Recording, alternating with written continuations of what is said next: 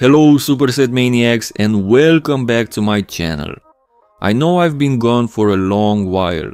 I had a rough start to 2024 in my personal life, but thankfully things are starting to get better and now I'm back. And since my favorite current bodybuilder Nick Walker will compete soon, the timing is perfect.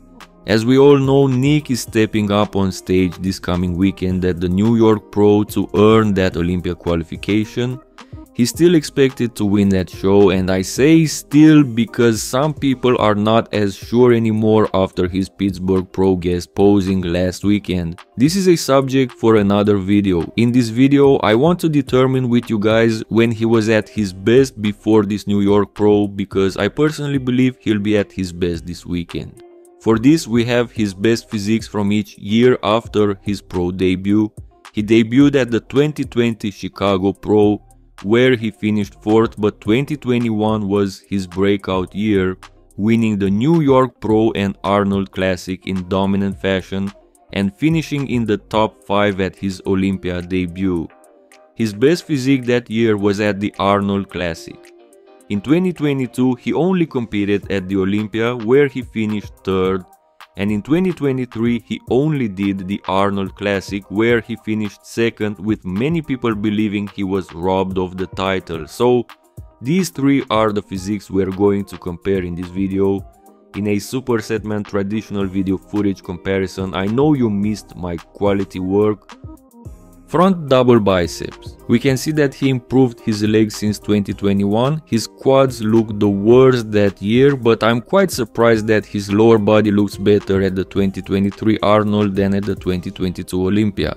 One of the criticisms he faced at the 2023 Arnold was that he appeared too flat, and that the fullness he had at the 2022 Olympia was what he needed to win that Arnold, especially in his lower body. While it's true that this footage can't tell the whole story, camera angles, lighting, tanning, etc. can all make a significant difference. Based on what we have here, his legs look the best at the 2023 Arnold. However, in terms of the upper body, we can see that in 2023 he appeared flat. His arms look the smallest, but of course this is in comparison with his other versions. Nonetheless, his arms still look impressive, probably among the best in the world. At the Olympia, he had a different execution, crouching more on his abs, which indeed made his midsection look smaller. However, I personally don't think it suits his physique. Regarding the execution, he looks better in the other two versions in my opinion. I'd probably give the upper body to his 2021 version, since his waist appears a bit tighter than in 2023, but overall that version is last because of the lower body, where he actually can't afford to look small due to his overall structure. I'd put 2023 in first place and 2022 in second in the front double biceps pose. Front lat spread, his weakest pose by far.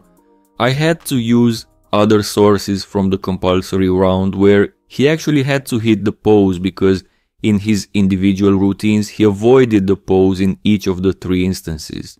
With this different camera angle, we can now see that at the 2023 Arnold, his legs indeed looked small compared to the upper body, which threw off his overall symmetry. The way he kept his legs together was uninspired. He should have spread them out similar to 2021.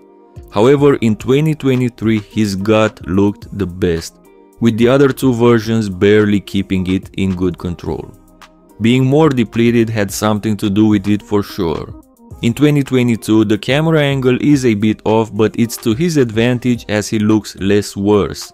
I can't make a definitive conclusion on this pose, but I'd say he looked worst in 2023 this time and the best at the 2022 Olympia. In the side chest pose, more and more I'm starting to notice the reason why he may have lost the 2023 Arnold. He was indeed flat compared to his previous versions. Just look at the chest, another area he's been criticized. Nick can't afford to lose any fullness because his weaker body parts, like the chest and the quad sweeps, become even more obvious. The 2022 Mr. Olympia version looks the best here, both upper body and lower body, but the 2021 Arnold version is very similar in this pose. In the back double biceps pose, there aren't too many differences here. Perhaps in the lower body, the 2021 version is inferior through the hamstrings. Speaking of that, I'm curious about this aspect this weekend at the New York Pro after the injury he suffered before the 2023 Olympia, which prevented him from participating. Overall, in this pose, I'd say that the 2022 Olympia version may have the slightest advantage again because of the extra overall fullness, which is always a good thing when conditioning is not a problem. So probably 2022 first, 2023 second and 2021 third.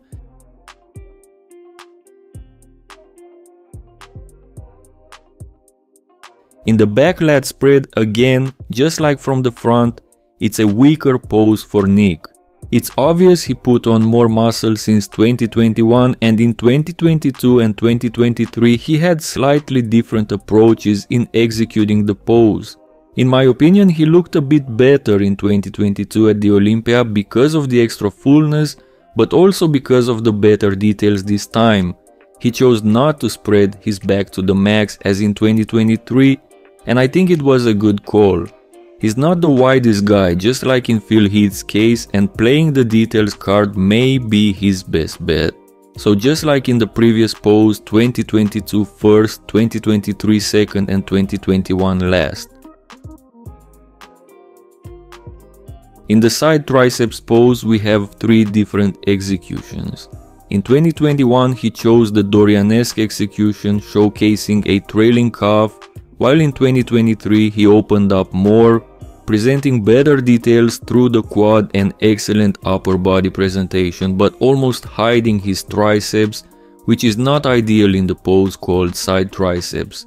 All these poses look good, and for the first time in this video each could go first, especially because his lower body looks excellent in 2021 as well. Personally, I love the Dorian Yates style, and I believe anyone with a good pair of calves should try to hit it this way, so I like the 2021 Arnold version the most here. For abs and thighs, unfortunately, the 2022 version has an off angle. I've seen that Olympia live, I've seen different pictures and videos from different sources, and just like in the front double, I didn't like his waist that year. He squeezed too much on the abs, and in this pose, he didn't spread his lats like he usually does, as we can see in both of his other versions here as well. 2021 and 2023 look pretty similar in the upper body, but the lower body from 2023 wins the pose overall for his last stage appearance. In the most muscular pose, again the 2023 quads stand out, but the camera angle helps again, as we've seen from other angles that his quads were actually flat there. In this pose, the 2021 lower body doesn't look too inferior to the other versions. Actually, this is a pose where no version stands out overall to be considered a clear winner. He looks excellent in all three instances in what is probably his best pose.